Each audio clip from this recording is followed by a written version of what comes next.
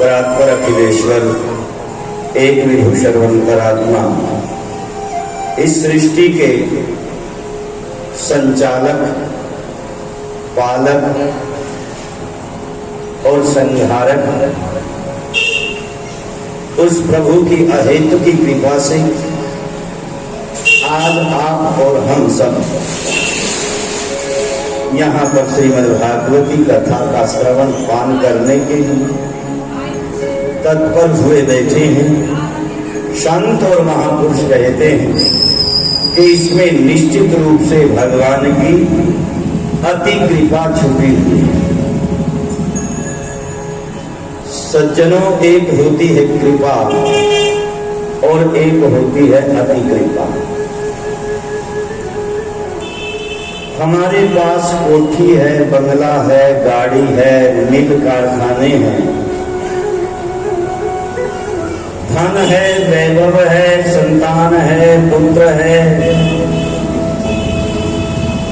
ये सब भगवान की कृपा कही जाती है। शास्त्रों में इसको कृपा कहा है। अति हरि कृपा जाहि पे होई, पाम देहि एहि मार्ग सोई। किंतु जिस जीव के ऊपर भगवान की अति कृपा होती है, वो इन सभी वैभवों के साथ साथ जब भागवत जैसे सदग्रंथ की, सच्चे संतों की, महापुरुषों की, विद्वानों की जब हमें शरण ग्रहण करने का सुअवसर मिल जाता है, सत्संग कथा सुनने का अवसर मिल जाता है, तो ये समझ लीजिए कि ये भगवान की हमारे ऊपर अति कृपा है। बोलना हरि। आइए भगवान का शतकोटि धन्यवाद करते हुए भागवती कथा का आश्रय लेते हैं। कुछ क्षणों के लिए हरि नाम संकीर्तन करते हैं।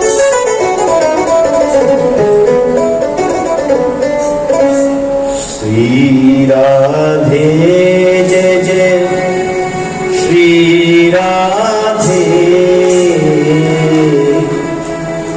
श्री राधे जय जय श्री राधे, श्री राधे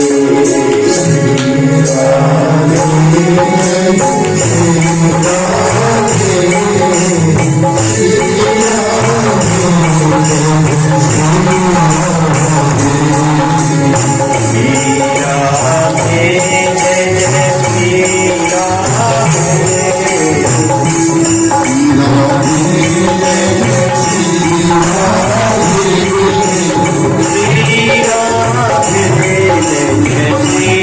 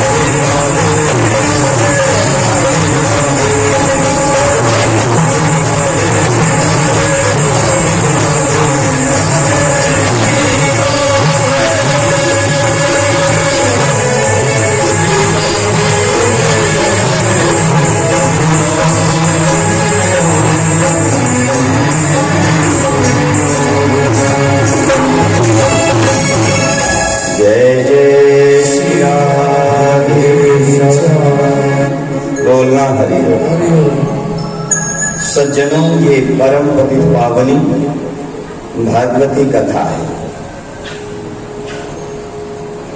और श्री गुरु पूर्णिमा का पावन पर्व है। कितना सुंदर, कितना सुअवसर। ये भी ज्ञान की सरिता और वो भी ज्ञान का सिंधु। गुरु पूर्णिमा,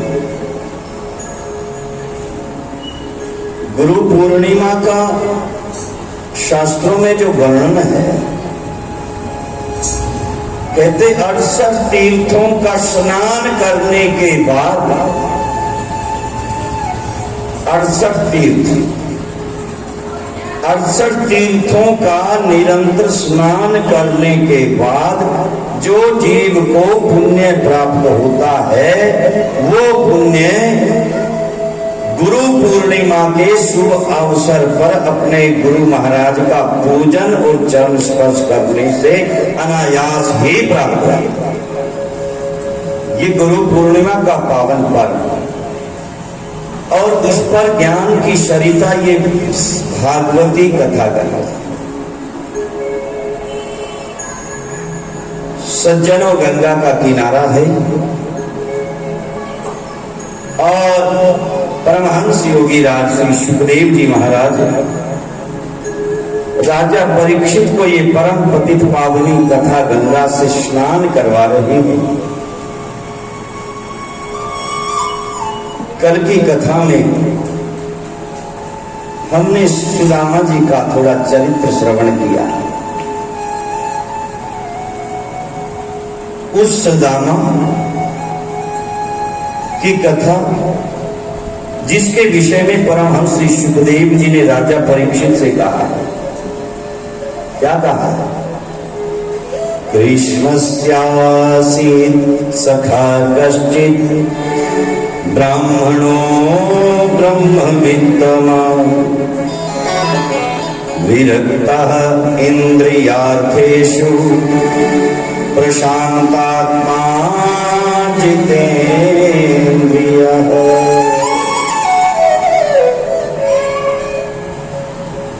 कृष्ण स्यासी सखा कश्चित्, हे राजन, श्री कृष्ण के एक सखा था कश्चित्। यहां पर नाम तो नहीं लिया, किंतु ये कहा कश्चित्। अन्यत्र पुराणों के अंदर सुदामा नाम मिलता है। सज्जनों के उसकी विशेषता बतलाई है सुदामा। ब्राह्मण, सबसे पहली बात तो वो ब्राह्मण है, और ब्राह्मण भी कैसा? ब्रह्मवित्तमा, जो ब्रह्म को जानने में सर्वश्रेष्ठ जिसको ज्ञान है वो ब्रह्मवित्तम है। विरक्त, जो विरक्त है, जिसमें लोलुपता नहीं है, बहुत पाकर इकट्ठा करने की लोलुपता नहीं है, संग्रह करने की वृत्ति नहीं है, ऐसे सुदामा जी का चरित्र है। विरक्त इंद्रियार्थ, और इंद्रियों की जो आसक्ति होती है उससे भी वो रहित है, इंद्रियातीत है। इंद्रियों के भी कभी मर्दन करने वाला, इंद्रियों के मान को घटाने वाला और इंद्रियों पर विजय प्राप्त करने वाले सुदामा हैं। और एक विशेषता प्रशांत आत्मा। देखिए कैसे चुन चुन करके सुखदेव जी ने सुदामा के लिए शब्द प्रयोग किए हैं। प्रशांत आत्मा, एक होता है शांत आत्मा और एक प्रशांत आत्मा। शांत आत्मा में और प्रशांत आत्मा में जमीन और आसमान का अंतर है। प्रशांत, जिसका हृदय कभी सांसारिक वस्तुओं के पीछे दौड़ता ही नहीं, सुख में प्रफुल्लित नहीं होता और दुख में घबराता नहीं। जो सुख में प्रफुल्लित नहीं होता और दुख में घबराता नहीं, हमेशा एक रस रहता है, उसका नाम सुदामा है। प्रशांत आत्मा जितेंद्रिय, ऐसे सुदामा का चरित्र का वर्णन किया गया है। सुदामा के घर की दशा तो वैसे दयनीय है। घर में दीनता पसंद है। एक समय भोजन कर लिया तो दूसरे समय की आस सुदामा के घर में नहीं। ऐसे करते करते एक दिन तो कई रोज हो गए जब घर में चूल्हा नहीं जला।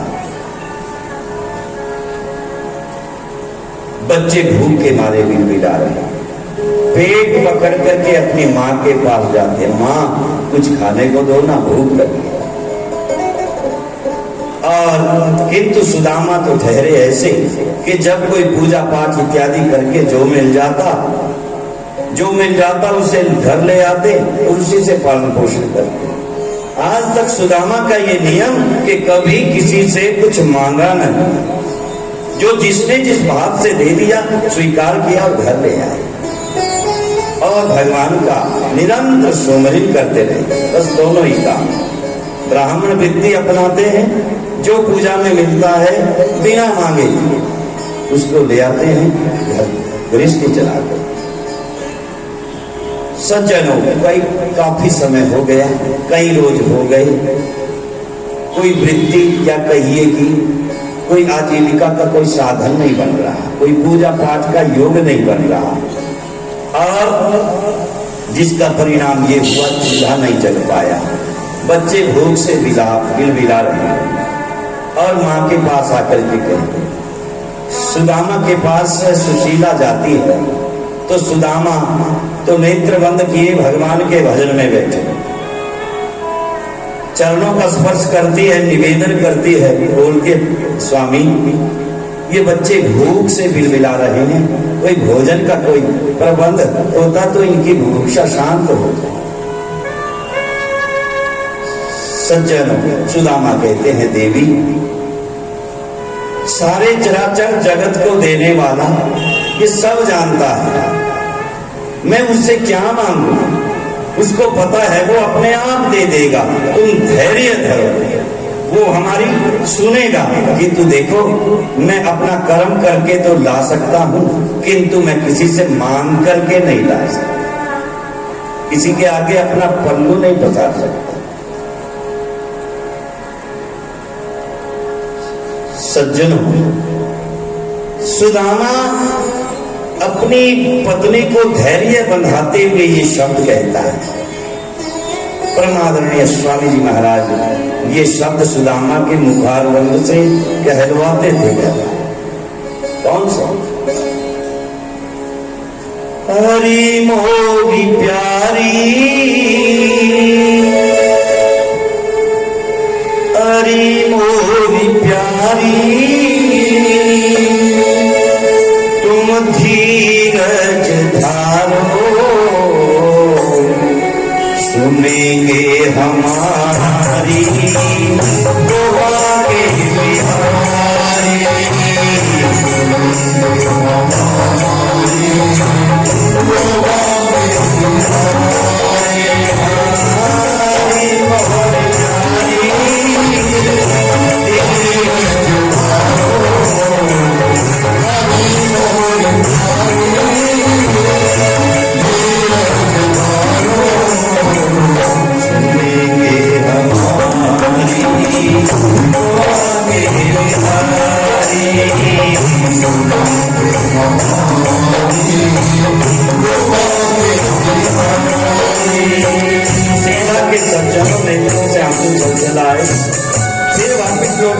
बच्चों की तरफ देखती है तो बेटी बन जाती है।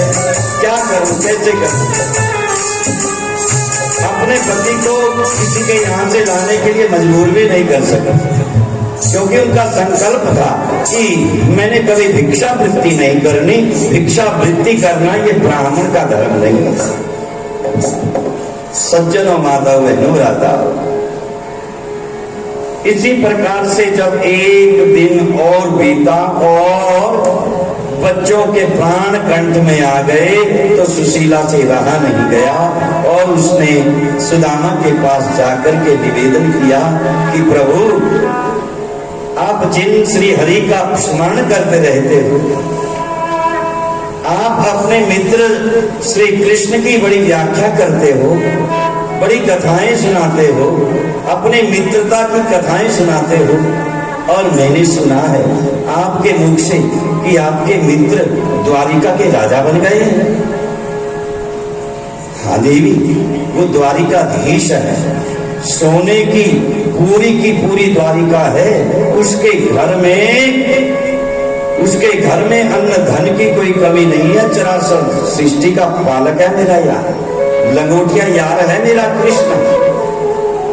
सज्जन सुशीला कहती है, फिर स्वामी जिसके इतने बड़े बड़े मित्र हों, तो मैं ये कहना चाहती थी कि आप यदि द्वारिका, ऐसा कहने लगी तो सुदामा ने कहा, सुशीला आगे मत बोलना, मैं समझ गया तो क्या कहना चाहती है। तो यही कहना चाहती है ना कि जाकर के मैं अपने मित्र द्वारिकाधीश से कुछ मांग करके लेके आऊं, धन दौलत लेकर के आऊं। नहीं सुशीला, ऐसा मत करना। तुम्हें पता है कि मेल मांगना मेरा धर्म नहीं है, इसलिए, और मित्र है मेरा, मैं कहूंगा तो मुझे प्रदान कर देगा। किंतु सुशीला, मांगने से मान घट जाता है, मांगने से मान घट जाता है।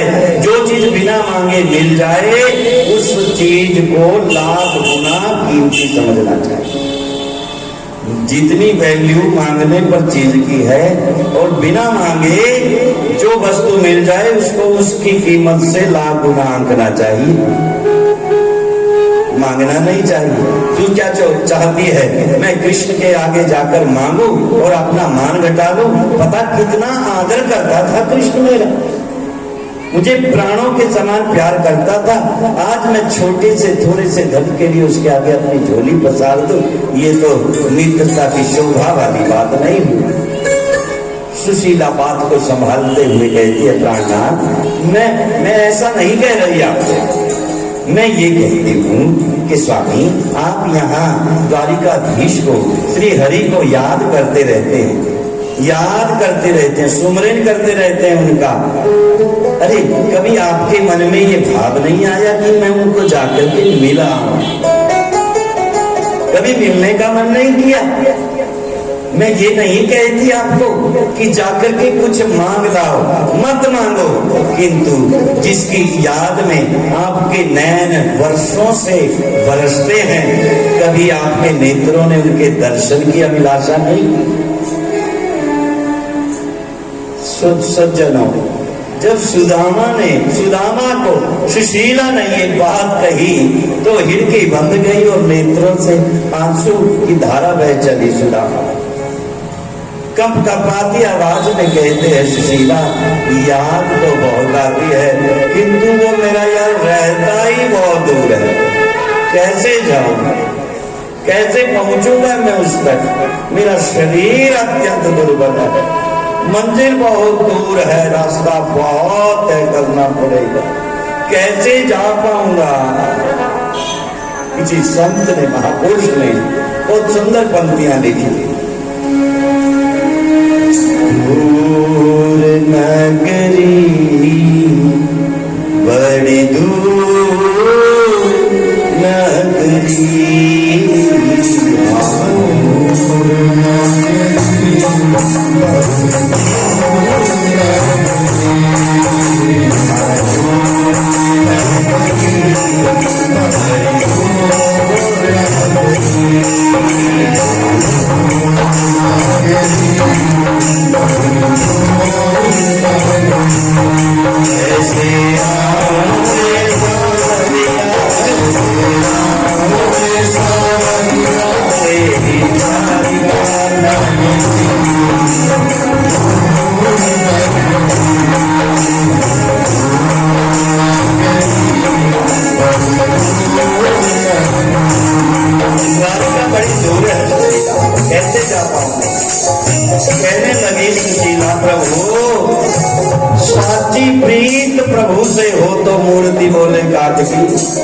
यदि आपकी सच्ची भगवान में प्रीति है तो भला ये फिर शरीर आपके आड़े नहीं आएगा। आप अपने मन को मजबूत करिए, तन अपने आप साथ देता चला जाएगा। जो भगवान के रास्ते पर एक बार चल देता है, भगवान कहते हैं अरे प्यारे तू मेरी ओर आने के लिए एक कदम तो बढ़ा, मैं तेरे लिए 10 कदम बढ़ा। ये भगवान का वायदा है, वचन है। सज्जनों, सुशीला को सुदामा कहते हैं देवी, ये भी बात तुम्हारी सही है, सार्थक है, किंतु अब मित्र के घर जाऊंगा तो कुछ ना कुछ सौगात तो चाहिए ही ना। वो द्वारिकाधीश है, सोने के राजमहल में रहता है, सोने के उसके पलंग हैं, सोने के उसके प्रकोष्ठ हैं, सोने के बर्तनों में वो खाता है। भला जिस गरीब ब्राह्मण की इस प्रकार से वस्त्र भी फटे हुए हैं। सुशीला, मुझे कई बार मन में ऐसी शंका होती है कि द्वारिकाधीश वो कन्हैया, वो कृष्ण मुझे इस काल में पहचान पाएगा भी कि नहीं। सुशीला कहती है प्राणनाथ ऐसा मत कहिए। यदि आपका अनुराग उनके प्रति सच्चा है तो आप किसी भी स्वरूप को धारण कर लें, वो आपको झट से पहचान जाएंगे। ऐसा मत कहिए। तो फिर सुशीला अपने घर में तो बच्चों के पेट में डालने के लिए एक अन्न का किनकार करना, कुछ न कुछ सौगात तो बनती है। सज्जनों, सुशीला कहती आप उसकी चिंता ना करें, मैं अभी आई और अभी प्रबंध करती हूँ और आप सौगात लेकर के प्रस्थान तो करेंगे ना। हाँ सुशीला, यदि ऐसा हो जाए तो निश्चित रूप से मैं मिलने के लिए चला जाऊंगा। और सुशीला गई। सज्जनों, भागवत में लिखा है कि 4 घरों से चावलों के टूटे फूटे दाने एक मुट्ठी 4 घरों से उधार मांग करके लेके आती है और कहती है बहन देखना, जब हमारे घर में प्रबंध हो जाएगा तेरा वापिस लौटा दूंगी। मैं तेरे से वैसे भिक्षा में नहीं लेके जा रही, तेरा वापिस लौटा करके जाऊंगी, तू मुझे उधार दे दे। इस प्रकार से किसी के घर से टूटे हुए चावल, किसी के घर से पीले चावल, किसी के घर से सफेद चावल, किसी के घर से मोटे चावल, चतुरंग 4 प्रकार के चावल लेकर के सुशीला झट से दौड़ी आती है। एक घर में से एक फटे कपड़े की पोटली बनाती है और उसमें उन चावलों को रखती है, बांध करके पोटली अपने स्वामी से देती है और कहती है कि स्वामी अब आप चले जाइए। अब जब वो आप उसको सौगात देंगे, सौगात देते हुए मेरा संदेश सुना देना द्वारिकाधीश को कि तेरी भाभी ने ये तेरे लिए सौगात भेजी है, और सौगात भेजने के साथ साथ ये शब्द भी कहेगा। क्या कहूं मैं कृष्ण को? कहने लगे कि स्वामी ये शब्द कहना, एक मास 2 पाख में 2 एकादशी हो,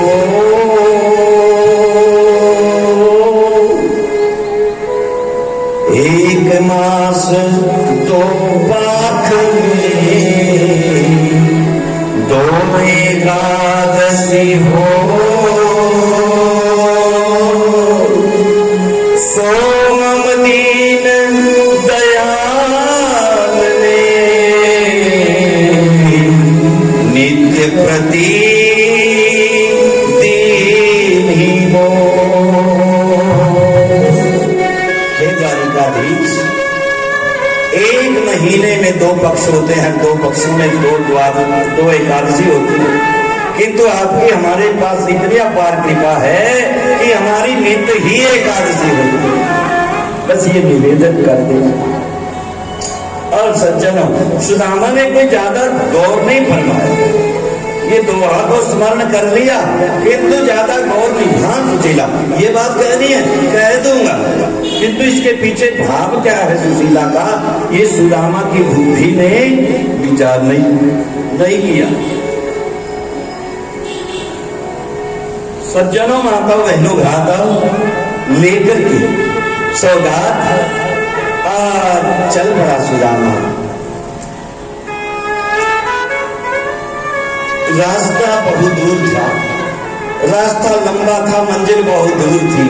जैसे तैसे चलते चलते सुदामा के पांव की चप्पलें जूती तक टूट गई और नंगे पांव फिर आगे बढ़ता रहता है। कभी नदी पार करता है, कभी जंगल पार करता है, कभी कंकड़ पत्थरों पर पैर पड़ते हैं तो जख्मी हो जाते हैं पैर और पैरों से रक्त की धाराएं बह चलती हैं। फिर भी हिम्मत करके आगे बढ़ता रहता है और आधे मार्ग में पहुंच करके सुदामा को चक्कर आने लगते हैं और बेहोशी में पड़ा हुआ ऐसे पड़ गया बेहोशी में जैसे किसी योगी की समाधि लग गई हो और संसार का भान चला गया। उधर जब भगवान अंतर्यामी घटघट की जानने वाले भगवान ने जब सुदामा की ऐसी दीन दशा देखी तो उसी समय अपनी माया फेरी, उसी समय माया फेरी और माया ऐसी फेरी कहां तो मध्य मार्ग में बेहोशी में पड़ा था, कहां द्वारिका में पहुंच गया। नींद खुली, जब नींद खुली तो बुभुक्षा से, भूख और प्यास से संतप्त है, बहुत समय हो गया चलते चलते। और सुदामा के नेत्र सजल होते हुए, पानी जिह्वा कंपित होती हुई ये शब्द कहती है कि भूख लगती नहीं। भूख लगती है किंतु ये अपने जिह्वा से नहीं कहता, भगवान के आगे अरदास करता है सुदामा, हे ठाकुर भूख लगती नहीं, प्यास लगती नहीं, जिंदगी अब उदास लगती है। भूख लगती नहीं, प्यास लगती नहीं, जिंदगी अब उदास लगती है। सज्जनों, खड़ा हो गया पर बस पांव नहीं धरा जा रहा, शरीर कांप रहा है और ये बात कह रहा है, भूख लगती नहीं, प्यास लगती नहीं, जिंदगी अब उदास लगती है, जिंदगी अब उदास लगती है। कैसे जाऊं मैं द्वारिका तेरी, ओ कन्हैया कैसे आऊं मैं द्वारिका तेरी, आस भी अब तो निराश लगती है, आस भी अब तो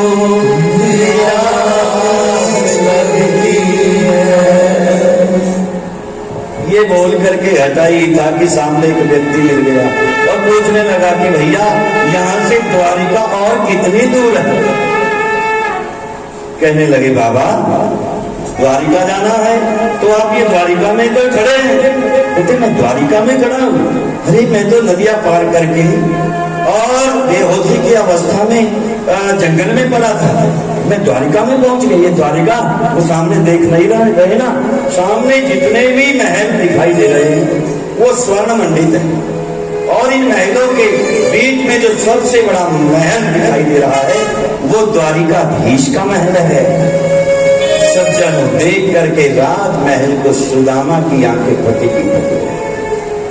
इतना इतना बड़ा राजमहल, इतना बड़ा सोने की द्वारिका। और सज्जनों, कदम आगे बढ़ाया, पूछने पर कदम आगे बढ़ाया, द्वार पर पहुंचा। द्वार पर जब सुदामा पहुंचा तो द्वारपालों ने रोका और हाथ जोड़ करके प्रणाम किया। आइए ब्राह्मण देवता, आपका द्वारिका के राजमहल में स्वागत है। कहिए क्या चाहिए? कहते भाई मुझे कुछ नहीं चाहिए। महाराज, कोई भी द्वारिकाधीश के दरवाजे पर आता है, चाहे गरीब आता है चाहे अमीर आता है, पूरा भाव लेकर के आता है। कोई भी ब्राह्मण आता है या याचक आता है या भिक्षुक आता है, वो द्वारिकाधीश के द्वार से कभी खाली नहीं जाता। इसलिए जो आप मांगने के लिए कुछ न कुछ आए होंगे, मांग लीजिए।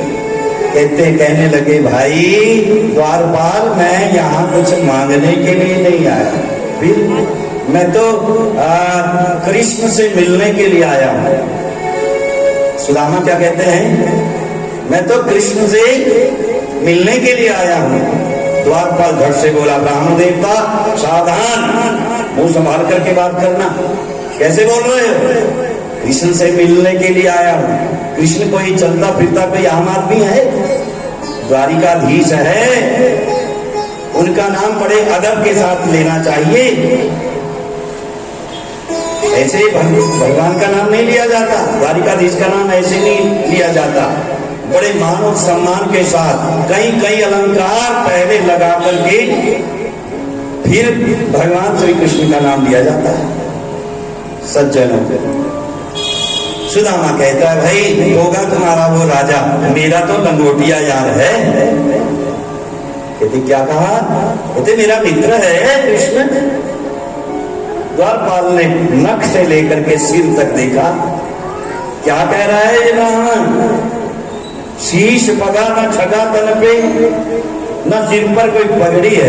अरे बस्तर इसके फटे हुए हैं, तन पर एक धोती है।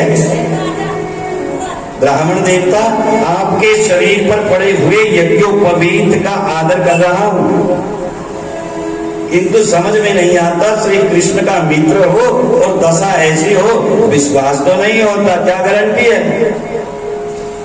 जब द्वारपाल ने गारंटी मांगी कि क्या गारंटी है, कैसे कह सकते हो? हमें तो नहीं लगता। कहते भाई लगता तो नहीं, अब मेरे पास कोई प्रमाण भी नहीं है, मैं कैसे तुम्हें विश्वास दिलाऊंगा। किंतु एक बात जरूर कहूंगा, ये तो तुम्हारे द्वारिकाधीश, ये तो कृष्ण ही बतलाएगा, ये तो विश्वास कृष्ण ही दिखाएगा। यदि कृष्ण कह देगा कि हाँ ये मेरा मित्र है, तो फिर तो मानोगे? कहते हाँ फिर मानोगे।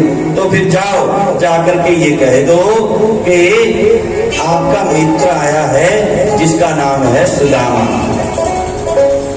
सज्जनों, एक द्वारपाल वही ठहरा, दूसरा द्वारपाल अंदर गया। अंदर जाकर के महाराज द्वारिकाधीश की जय बुलाई और बुलाकर के निवेदन किया कि महाराज आपसे मिलने के लिए कोई गरीब ब्राह्मण आया है और वो आपको अपना मित्र बतलाता है महाराज। कहते अच्छा, ऐसा कौन होगा? मेरा मित्र? हाँ महाराज। द्वारपाल से के बुद्धि से, स्मृति से सुदामा का नाम गायब हो गया। महाराज नाम तो बतला रहा था, मुझे स्मरण नहीं आ रहा कि कैसा दिखने में कैसा था, चाहिए बताओ, पहचान जाऊंगा मैं। द्वारपाल कहता है कि महाराज दिखने में वो ऐसा था, शीश पगाना छगा तन पे और पाए उपाहन की नहीं शामा, धोती फटी सी लटी दुपटी प्रभु के ही के गांव बसे के ही धामा, द्वार खड़ो केवल एक देख रहो चकिसो अभिरामा पूछत दीन दयाल को धाम। जब ये बता रहा था महाराज ना सिर पे पगड़ी है ना तन पे बस्तर ओढ़ रखा है, एकमात्र फटी सी धोती है और पाँव में खड़ाओं तक नहीं है, पाँव रक्त रंजित है और शरीर का बड़ा दुबला पतला है, मांस तो है ही नहीं महाराज, हड्डियों का मानो पुतला है। जब ये कहते हुए कहा कि मुझे आपका धाम पूछ रहा था, आपके से मिलने के लिए कह रहा था और ये कह रहा था कि कह देना कृष्ण से कि उसका यार आया है। जब यार शब्द कहा द्वारपाल ने तो याद आ गया नाम सुदामा का और कहने लगा महाराज अपना नाम सुदामा बतला रहा था। जैसे ही द्वारपाल ने सुदामा नाम लिया एकदम से भगवान सिंहासन से खड़े हो गए और जोर से बोले द्वारपाल सुदामा।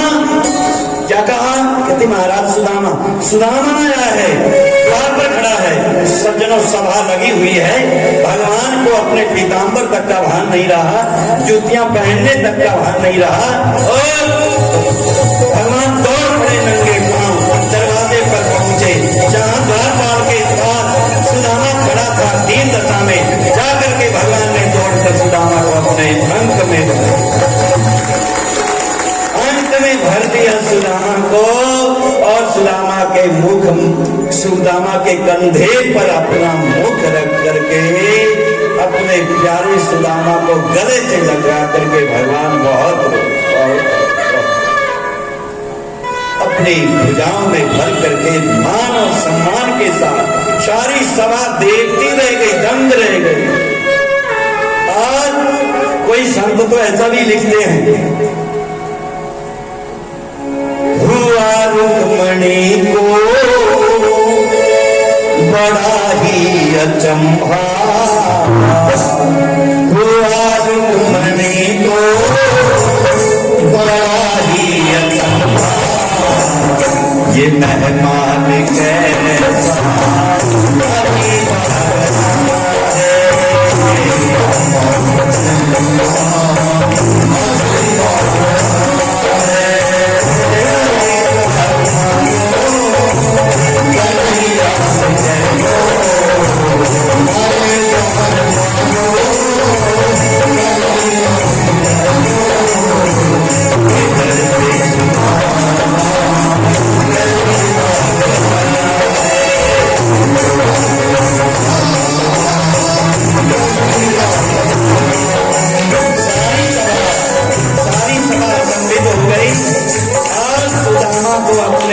भुजाओं में भर करके भगवान सिंहासन पर ला करके भगवान ने विराजमान कर दिया।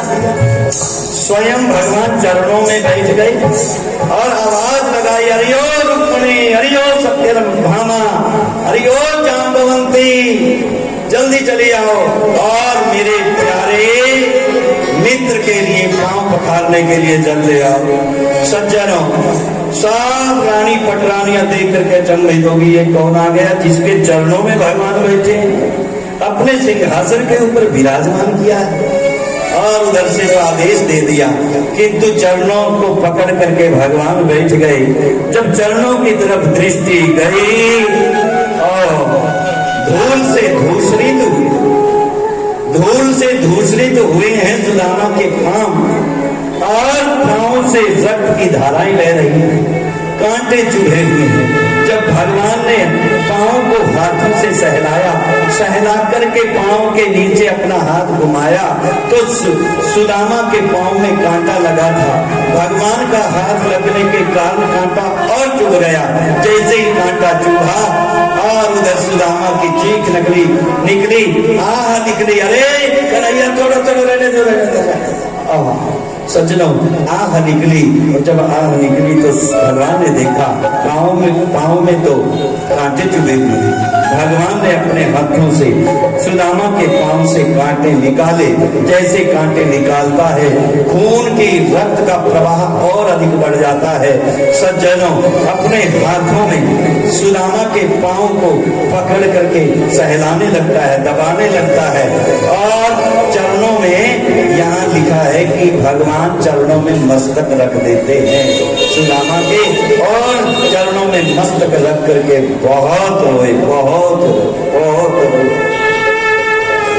और सुदामा, मेरे जैसे मित्र के होने पर धिक्कार है, जिसके मित्र के ऐसा होते हुए उसके मित्र की दशा इस प्रकार की, धिक्कार है। भगवान अपने आप को धिक्कार है। क्या कहते हैं? ऐसे बिहाल बिहाइन सो घंटक जाल लगे पुन जोए। कंटकों से, कांटों से छलनी है सुदामा का पांव, और हाय महादुख पायो सखा, तुम आए ते न किते दिन खोए।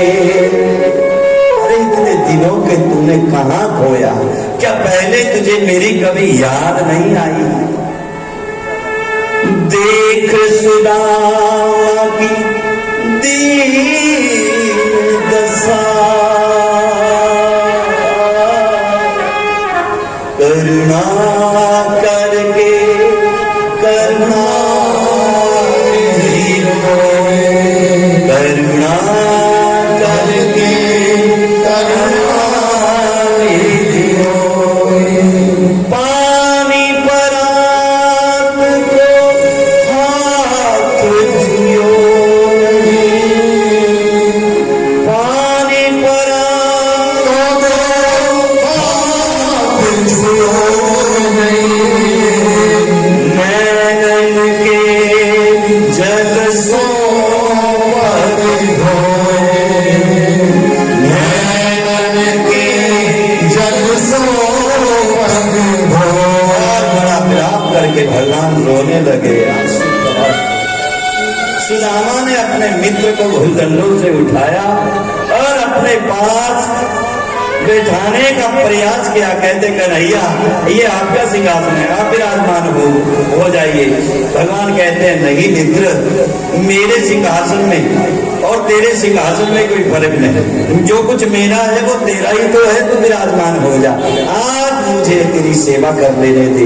रुक्मणी प्राण ले आई और उसमें सुगंधित पुष्प इत्यादि सामग्री से भगवान ने गंगा जल निर्मल शीतल जल से सुदामा के चरण धोए, अपने राजसी वस्त्र पीतांबर से फिर पांव को पोंछा और पूजन किया, तिलक किया, माला पहनाई, बहुत सुंदर स्वागत किया।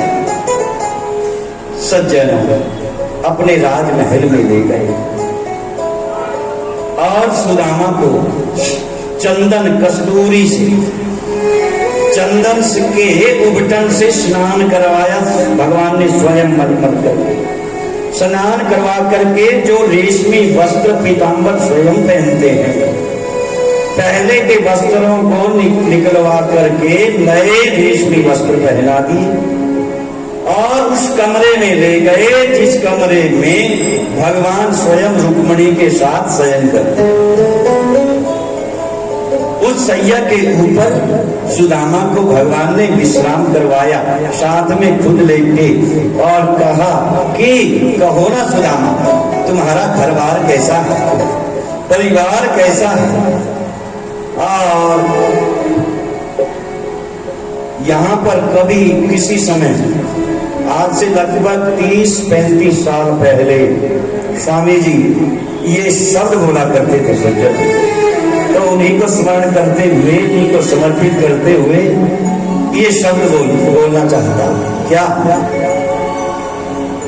कहो मेरे यार सुदामा रे, भाई घणे दिना में आया।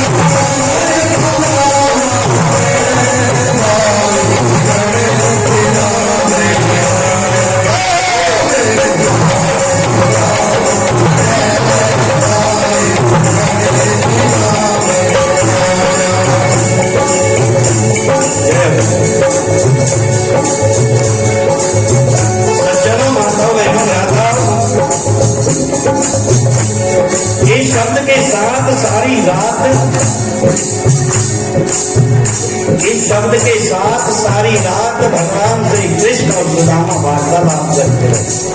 अरे वो सुदामा, अरे भैया तुम्हें याद है हम गुरुकुल में जब साथ में पढ़ते थे तो एक समय गुरु माता ने संदेशा भेजा था लकड़ी लाने के लिए और फिर हम दोनों गए थे। अब सुदामा वो चने खाने तो याद है ना तुम्हें, जो तूने मुझसे चुरा करके छुप छुप करके खाए थे, याद है? अरे ओ कन्हैया, हाँ भैया याद है, और बड़ा गलती हो गई थी, गुरु आज्ञा का उल्लंघन हो गया था। ओहो ये तो हाँ याद है मुझे। सज्जनों सारी बचपन की यादें ताजा करते हैं, साझा करते हैं। और सज्जनों प्रातःकाल हो जाता है, सुदामा सभी रानियों को आशीर्वाद देते हुए विदाई मांगता है कि प्रभु देखना, मुझे आपके दर्शनों की अभिलाषा थी, आपके दर्शनों से मेरे नेत्र तृप्त हो गए और अब ये तृप्ति पाकर के अब मैं वापिस अपने घर लौटना चाहता हूँ, मुझे आज्ञा दे दीजिए। कहने लगे सुदामा कितने वर्षों के बाद मिला है यार, अभी से चला जाएगा? कहते देखो वहां पर मुझे बहुत से कार्य हैं और तुम्हारी भाभी भी मेरा इंतजार कर रही होगी, छोटे छोटे बच्चे हैं, घर का काम धंधा सब मेरे बिना नहीं चल पाता भैया, मैं क्या कहूँ आपसे, थोड़ा कहा ज्यादा समझा, आपके दर्शनों की अभिलाषा थी वो पूरी हो गई और तेरे ठाठ बाट देख करके तो मेरी आत्मा प्रसन्न हो गई, मेरा मन छाती मेरा हृदय बड़ा गर्वित हो गया। मैं ये कहने के लिए अपना स्वाभिमान रखता हूँ कि मेरा भी इतना बड़ा मेरा मित्र है, मेरा यार है, किसी को कहने को होगा। सज्जनों माताओं बहनों भ्राताओं, सुदामा ने जब ऐसा कहा, भाभी का नाम लिया तो भगवान को स्मरण आया और भगवान ने कहा सुदामा अरे एक बात बता यार, भाभी ने तुम्हें भेजा है तो कुछ ना कुछ सौगात तो अपने देवर के लिए भेजी ही होगी, ऐसा तो नहीं हो सकता मेरी भाभी आपको भेजे और खाली हाथ भेज दे, ये तो कोई शास्त्र का नियम नहीं है। और तू तो ब्राह्मण परिवार से है, ब्राह्मणों ब्रह्म विद्वान, विद्वानों का भी विद्वान है, भला तेरी पत्नी तो बड़ी संस्कारी होगी तो उसने निश्चित रूप से कुछ न कुछ तो भेजा होगा। सज्जनों सुदामा को भी ध्यान आया, हाँ भाई भेजा तो था, बगल में बेचारा मारे शर्म को जब आया तो आते ही कहते हैं सुदामा की आंखें चुंधे आ गई, स्वर्णमयी द्वारिका को देख करके, सोने के पात्रों में 36 प्रकार के व्यंजन देख करके आंखें चुंधे आ गई, 56 प्रकार के भोग देख करके सुदामा के मन में ये ग्लानि हुई, ये हीन भावना हो गई कि मेरे टूटे फूटे चावलों की इसके आगे क्या औकात है, कैसे दूंगे। सज्जनों ऐसे अपनी कांख में थोड़ा छिपा करके, हाँ भैया हाँ ओहो ओ भैया वो तो भोली है बहुत और भूल गई कुछ देने के लिए और वो तो मैं सौगात तो भूल ही गया। कहने लगे सुदामा मान जा, उंगली करते हुए सुदामा को कहते हैं भगवान सुदामा मान जा, पहले की बातें चोरी करके, पहले तुमने छुप करके चने खाए थे, मुझसे बात की चोरी रखी थी, वो गुरु उपदेश मैंने वहां जंगल में भी तुझे सुनाया था, याद है कुछ? कौन सा उपदेश भैया? अरे तुझे याद नहीं? हमारे गुरुदेव सत्संग में फरमाया करते थे, क्या कहते? गुरु से कपट मित्र से चोरी, गुरु से कपट मित्र से चोरी, गुरु से कपट मित्र से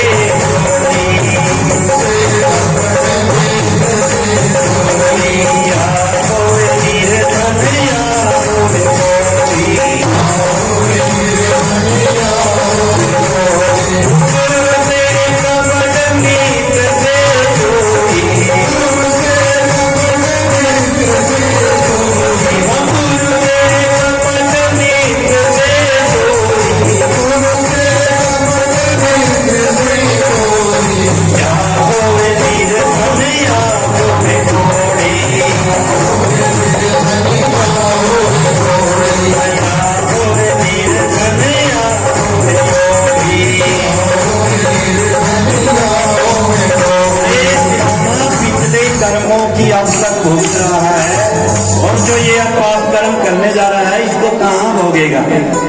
मुझसे चुरा रहा है बात को, पर्दा रख रहा है। सज्जनों, भगवान ने झांक लिया कि बगल में, अच्छा हाँ, वो तो होगी, निरंजन माला तो होगी, उसके बिना तो ये हरिओम आश्रम की भागवत कथा ही अधूरी है। बोली वृंदावन, बोलना हरि। सज्जनों, माताओं, बहनों, भ्राताओं, भगवान ने वो पोटली खींची और खींच करके खोल करके देखा तो भगवान के नेत्रों में जल भरे, आंसू देख कर भगवान ताड़ गए। अरे ओ सुदामा, अरे ओ सुदामा, ये तूने कैसा पर्दा अब तक आज तक तूने रखा? तू वास्तव में जितेंद्रिय है, तू वास्तव में तो शांत आत्मा है, तुम वास्तव में ब्रह्मविद्ध है, जिसने अपनी कमजोरी को कभी अपने मित्र के आगे प्रकट नहीं किया। भगवान के नेत्र छल छला आए और आंसू चावलों में गिर गए। भगवान ने उस अमृत रूप चावल को का फांका उठाया और अपने मुख में उंडेला और निहाल हो गए। फिर फांका उठाया, मुख में उंडेला, फिर फांका उठाया, मुख में उंडेला और बड़े प्यार से भगवान वो सुदामा का प्रसाद खा रहे हैं। और जब बाकी बचा हुआ फांका दूसरे हाथ पर रख करके मारने लगे तो भागवत में लिखा है कि रुक्मणी ने आकर हाथ पकड़ लिया। प्रभु, ये क्या करने जा रहे हैं? संपूर्ण विश्व में, संपूर्ण ब्रह्मांड में 4 कूद की माया भगवान ने बख्शी है। उस सारी 4 कूद की माया में से 3 कूद की माया अपने फांका लगा करके सुदामा को प्रदान करो। यदि ये 4 कूद की माया भी इसी प्रकार सुदामा को प्रदान कर दोगे तो सारा विश्व भूखा मर जाएगा। ऐसा मत कीजिए। और भगवान के हाथों से वो चावल देकर के रुक्मिणी ने सभी जितने भी लोग वहां पर विराजमान थे सभी को एक तिनका प्रदान करके सभी की तृप्ति। सज्जनों, जब भगवान ने भोग लगा दिया तो सुदामा को स्मरण हुआ कि भगवान इस भोग से बड़े प्रसन्न हैं। तो फिर मेरी पत्नी ने द्वारिकाधीश के लिए एक संदेश भी भेजा था, वो भी सुना देता। कहने लगे, कन्हैया, अरे यार, तेरी भाभी ने तुम्हारे लिए एक संदेश भेजा था भैया, वो बहुत भोली है। कहने लगी कि ये सौगात हमारी उनके श्री चरणों में समर्पित कर देना और अपनी भाभी का प्रणाम कहना और प्रणाम कह करके ये निवेदन करना। बड़े भाव के साथ हे प्राणनाथ, ये निवेदन करना। क्या कहा मेरी भाभी ने मेरे लिए, क्या संदेश भेजा? सज्जनों, सुदामा का कंठ रुंध गया और रुंधे कंठ से सुदामा भगवान को कहते हैं कि भगवान, एक मास 2 पाख में 2 एकादशी हुए, एक मास 2 पाख में 2 एकादशी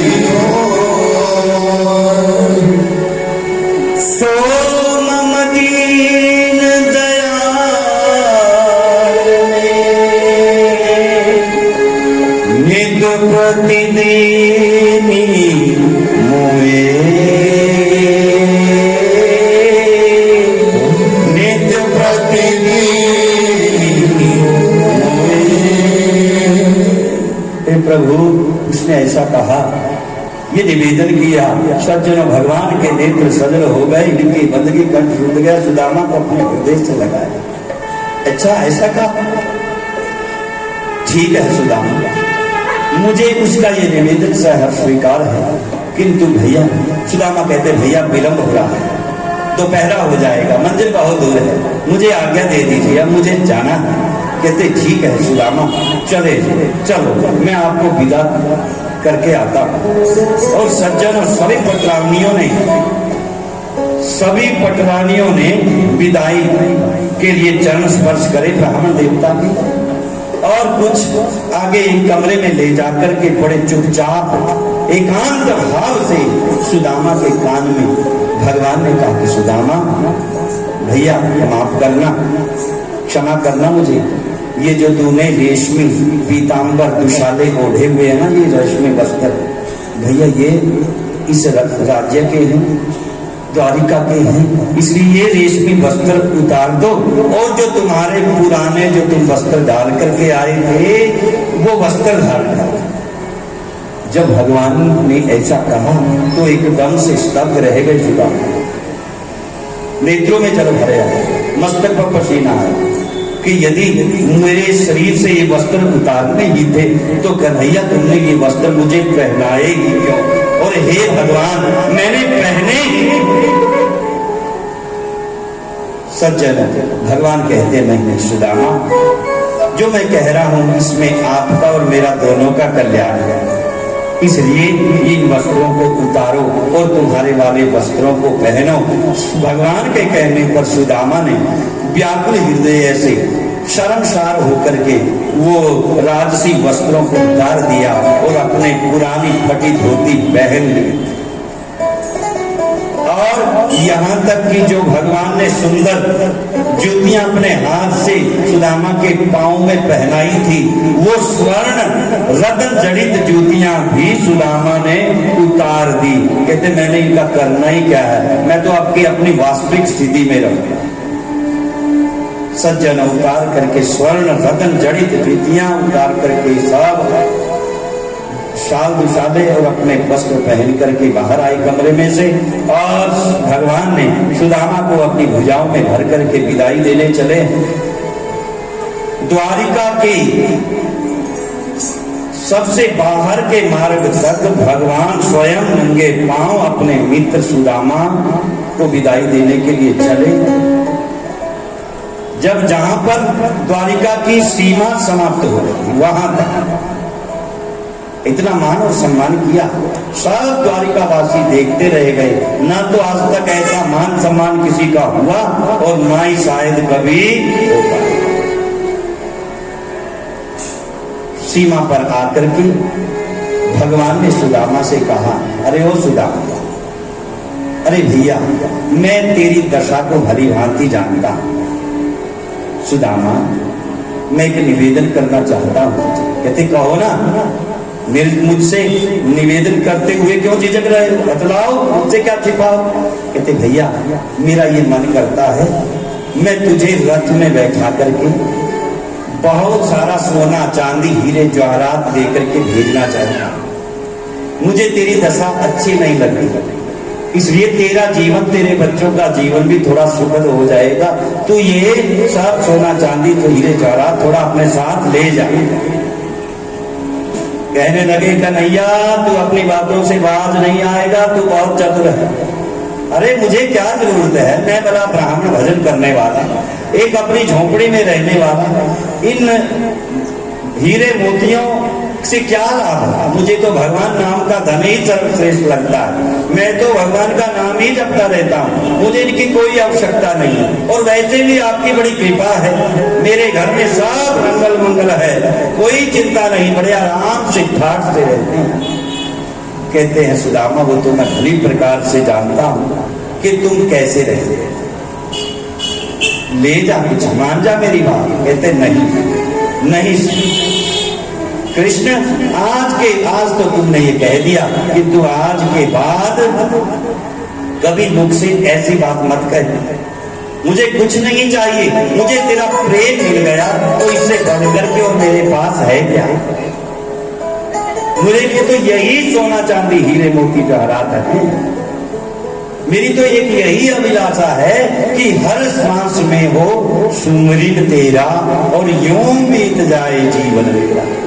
तेरा सुमरन करते करते मेरे जीवन की सांसें समाप्त हो जाएं, मेरा तो बस यही मनोरथ है। सज्जनों भगवान ने कहा भाई यदि तुझे जीत है फिर आज मुझे भी जीत है, तू मांग ले मुझसे, तुझे मांगना तो पड़ेगा ही, आज तुझे खाली नहीं जाने दूंगा। सज्जनों, भगवान आवेश में आ गए और सुदामा थोड़ा सकुचा गया कि मित्र को नाराज नहीं करना, मांगने के लिए कहता है तो कुछ मांग लेता। सज्जनों, दोनों हाथ जुड़े सुदामा के और कंपित गूंगे कंठ से, कंपित स्वर से, फड़फड़ाते हुए होठों से नेत्र सजल करके सुदामा ने भगवान से निवेदन किया कि हे प्रभु, कभी फुर्सत हो तो भगवान जी घर निर्धन के भी आना।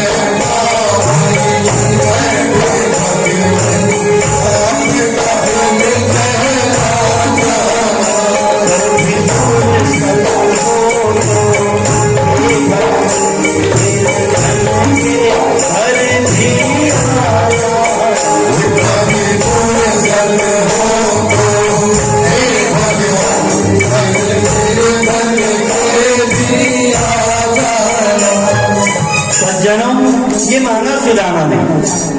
और परमहंस श्री सुखदेव जी राजा परीक्षित को कहते हैं कि राजन, हर जीव को परमात्मा से यही मांगना चाहिए कि हे प्रभु, कभी ऐसी कृपा कर देना, गुरु महाराज जी के मंत्र के प्रभाव से मेरे अंतर मन में